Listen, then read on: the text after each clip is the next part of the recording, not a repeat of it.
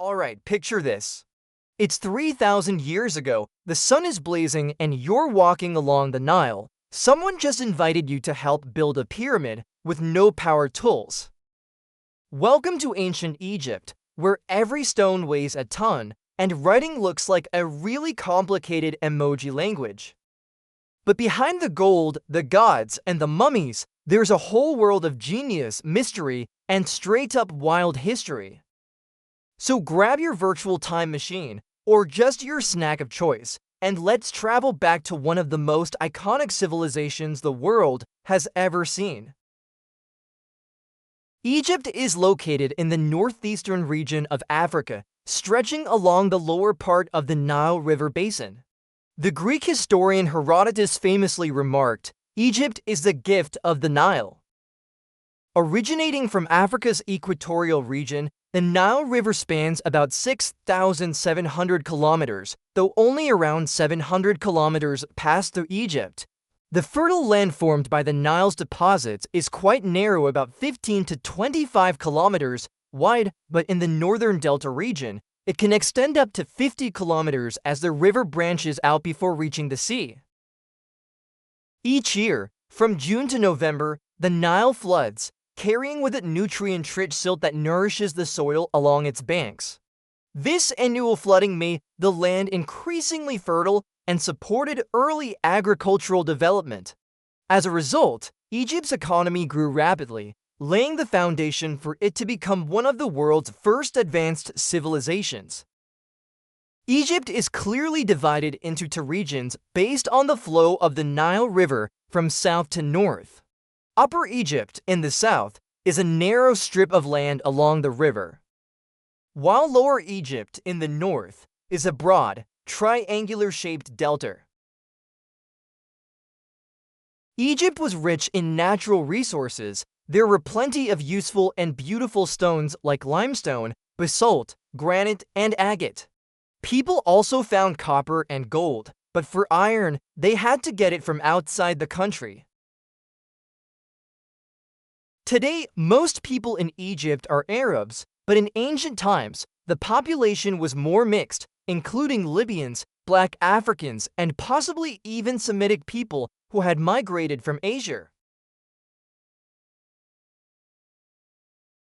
The history of ancient Egypt is divided into several periods according to chronology. Historians have summarized the history of Egypt into different eras: the early dynastic period, the Old Kingdom, the Middle Kingdom, the New Kingdom, and the Late Period. Let's start with the early dynastic period, around 3,200 to 3,000 BCE. At the end of the 4th millennium BCE, early Egyptian states started to unite and form a centralized kingdom. Around 3000 BCE, King Menes unified Upper and Lower Egypt, creating one powerful monarchy. Egypt was divided into three main regions: Lower Egypt, Upper Egypt, and the Nile Delta. The pharaoh ruled with absolute power and was regarded as both the political leader and a living god. Next is the Old Kingdom, 3000 to 2200 BCE, the age of the Great Pyramids. This period covered about 8 dynasties. Pharaohs held absolute power over politics and religion, and Egypt had a strong, centralized government. People used copper tools and animals like cattle and donkeys for farming. But as time went on, central power weakened, and by the 7th dynasty, Egypt was no longer united. Then came the Middle Kingdom, 2200 to 1570 BCE, which included 7 dynasties. The 11th and 12th dynasties brought stability, but around 1750 BCE, a massive peasant revolt weakened Egypt. Soon after, the Hyksos from Palestine invaded and ruled northern Egypt for about 140 years. Meanwhile, southern Egypt fought to resist this foreign control. The New Kingdom, 1570 to 1100 BCE, was Egypt's golden age. After kicking out the Hyksos, pharaohs expanded Egypt's empire into Syria, Phoenicia, Palestine, Libya, Nubia, and beyond. However, by the end of the 18th dynasty, the priesthood gained too much power, challenging the pharaoh's rule. Pharaoh Akhenaten even tried a religious reform, but it was short-lived. Bronze tools became more common but lower quality, and iron tools started to appear, though rarely. After this dynasty, Egypt's power began to fade. Finally, from the 10th century BCE onwards, Egypt faced constant invasions and division. The Persians conquered Egypt in 525 BCE, followed by Alexander the Great in 332 BCE. Eventually, Egypt became a Roman province in 30 BCE, ending its ancient civilization. Based on bronze tools and an agricultural economy, the ancient Egyptian people very early created a brilliant civilization of writing, in which the main achievements were writing, literature, architecture, and natural science knowledge. First of all, we will explore together the writing achievements of the ancient Egyptian people. Since the early formation of society, writing in ancient Egypt had already appeared. Egyptian writing is characterized by hieroglyphs, meaning that the writing system of ancient Egypt was based on pictorial symbols. Therefore, looking at the ancient Egyptian texts, one can see images of people, various animals, birds, livestock, wild animals, eggs, plants, the sun, the moon, stars, water, mountains, etc. To express abstract or complex ideas, Egyptians used a borrowing method, combining images to convey meaning. For example, drawing a cow with water and desire signs to represent thirst. Because borrowing alone was insufficient, they developed phonetic symbols that stood for sounds or syllables. These symbols, originally whole words, came to represent sounds, eventually forming an alphabet of 24 consonant letters. In the 2nd millennium BCE, the Hyksos learned the Egyptian script to record their own language. Later on, this writing system was passed on to the Phoenicians, who, based on it, created the world's first alphabet. Ancient Egyptian writing was often inscribed on stone, wood, pottery, linen, leather, and other materials, but the most commonly used writing material was papyrus paper. Found along both banks of the Nile River, the papyrus plant was processed by cutting its stems into thin strips, which were then layered, pressed flat, and dried to form sheets. This was the earliest form of paper in the world. As a result, the word for paper in many European languages comes from papyrus, such as papier or paper. To write on this paper, ancient Egyptians used pens made from reed stalks and ink made from soot. Like the inhabitants of other ancient civilizations, the Egyptians during this period worshipped many gods, natural deities, animal gods, spirits of the dead, gods of stone, fire, trees, and even pests. The earth god was a male deity named Geb. The water god, known as the god of the Nile River, was called Odryx. It was thanks to this deity that the fields remained fertile, seasonal floods occurred, and plants flourished. Therefore, in ancient paintings, the god was often depicted with a human head and the body of a crocodile.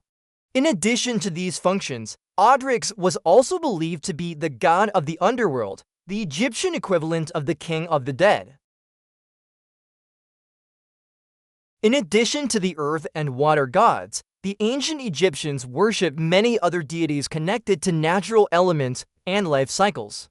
The sky goddess Nut was often depicted as a woman arching over the earth, symbolizing the heavens.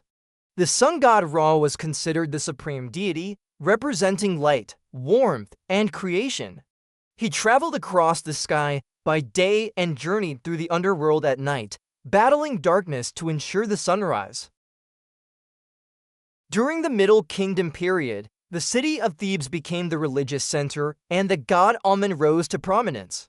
Amun was later combined with Ra to become Amun-Ra, revered as the king of the gods and a symbol of divine authority.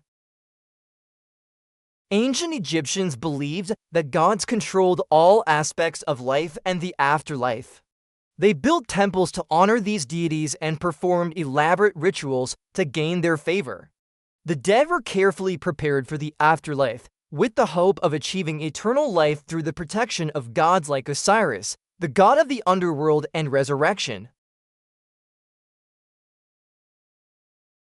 The architectural art of ancient Egypt reached a very high level. Representative structures included palaces, temples, and especially the pyramids. The pyramids were the tombs of Egyptian kings from the 3rd and 4th dynasties of the Old Kingdom. These tombs were built in the desert area southwest of present-day Cairo. The construction of pyramids began during the reign of King Djoser, the first king of the 3rd dynasty, the 1st dynasty of the Old Kingdom. His pyramid was a step pyramid, standing 60 meters tall, with a rectangular base measuring 120 meters in length and 106 meters in width. Surrounding Djoser's pyramid were temples and tombs for members of the royal family and close associates. The entire burial complex was enclosed by a limestone wall. The period when pyramids were built most extensively and magnificently was during the 4th dynasty. The first king of this dynasty, Sneferu, built two pyramids for himself. The first was 36.5 meters high, and the second was 99 meters tall. His successors, such as Khufu, Khafre, and Menkaure, all constructed very large pyramids. The pyramid of Khufu, known in Egyptian as Hufu, stood at 146.5 meters, the pyramid of Khafre at 137 meters, and the pyramid of Menkaure at 66 meters. Among all the pyramids in Egypt, the tallest and most remarkable is the pyramid of Khufu, the son of Sneferu. The pyramid of Khufu was built in a pyramid shape with a square base, each side measuring 230 meters. Each of the 4 sides forms a triangular face, pointing toward the east, west, south, and north. The entire pyramid was constructed from limestone blocks, with the roof covered in granite. If measured accurately, the total number of stones used in its construction is estimated to be about 2,300,000 blocks, with a total volume of 2,408,000 cubic meters. The pyramid of Khufu was built using polished stone blocks fitted so precisely that no mortar was needed, with joints too tight for even a thin blade to pass through. On the northern face, 13 meters above ground, there is an entrance leading to two burial chambers, one located 30 meters underground, and the other 40 meters above ground in the center of the pyramid. Originally, the tomb was planned below ground, but Khufu later decided to place it higher. Over 2,000 years later, Greek historian Herodotus learned from Egyptians that King Khufu mobilized the population into 100,000-person teams working in 3-month shifts. Stones were quarried downstream of the Nile and transported by boat, then hauled along a 1-kilometer stone road.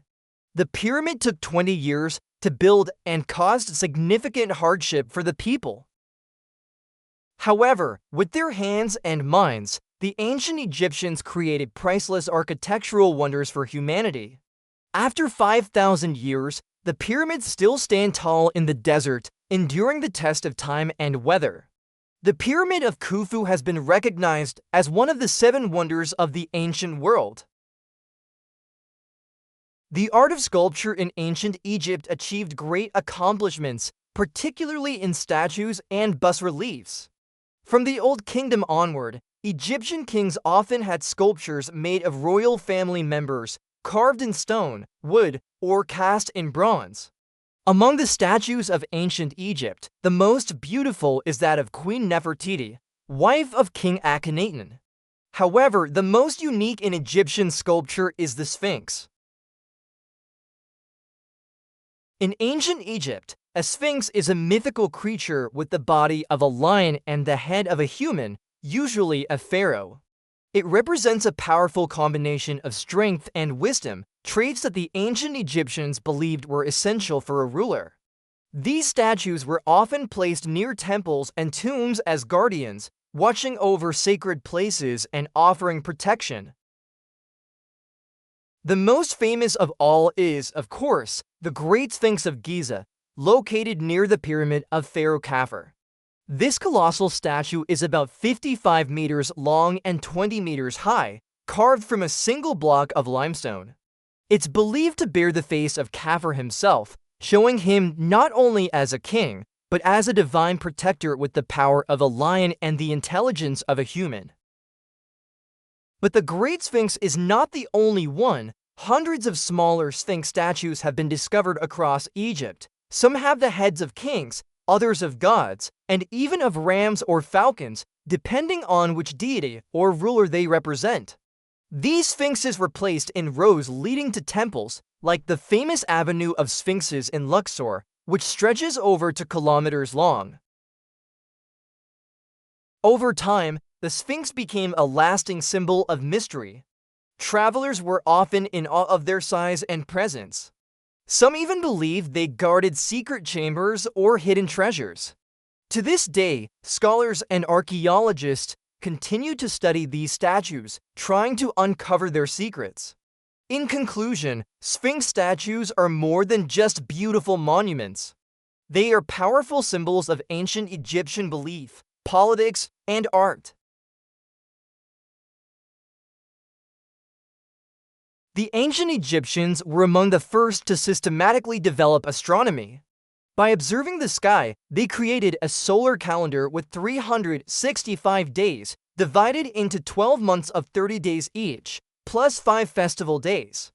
This was one of the earliest and most accurate solar calendars of the ancient world, used for agriculture and religious ceremonies. One of the most remarkable achievements was the Egyptians' observation of the rising cycle of the star Sirius. When Sirius appeared at dawn, it signaled the beginning of the Nile's annual flooding. Understanding this phenomenon allowed the people to accurately predict the flood season, helping them plan their planting and harvesting more effectively.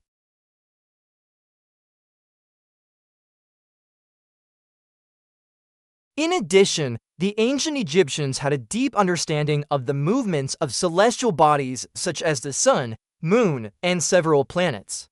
They applied this knowledge in architecture, especially in the construction of pyramids, temples, and tombs. Major structures were often aligned along key axes like east-west or north-south, reflecting their profound grasp of the universe and the concept of time. Astronomy in ancient Egypt was not only applied in daily life, but was also closely tied to religion. The Egyptians believed that celestial events reflected the will of the gods. As a result, astronomy was used to determine the timing of religious ceremonies, choose auspicious days, and align the tombs of pharaohs according to specific stars. Due to the need to remeasure farmland flooded by the Nile and to calculate building materials for construction projects, the ancient Egyptians developed significant knowledge of mathematics. From an early stage, the ancient Egyptians used a base-10 counting system. Their numbers were represented using hieroglyphic symbols, but because they had no symbol for zero, their numerical notation was relatively complex. In basic arithmetic, they primarily used addition and subtraction. In geometry, the Egyptians were able to calculate the area of triangles and spheres, knew the value of pi as approximately 3.16, and could calculate the volume of square-based pyramids. When solving spatial geometry problems for pyramid construction, they effectively applied early principles of trigonometry.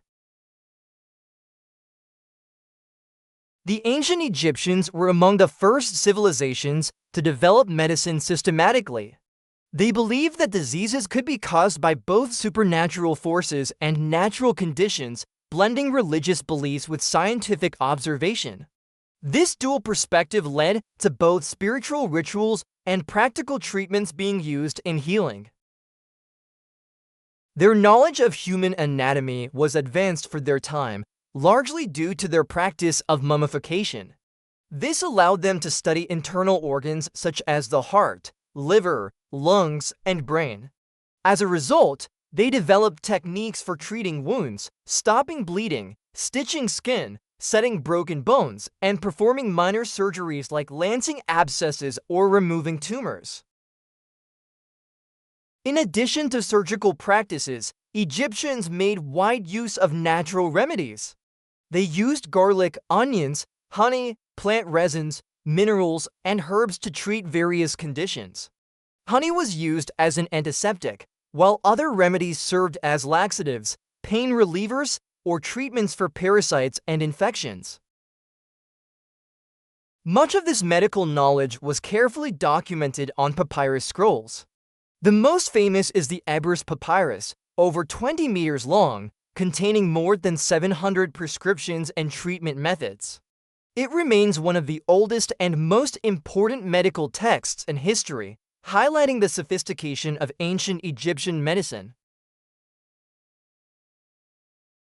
In addition, the ancient Egyptians also had remarkable knowledge in other fields such as physics and chemistry.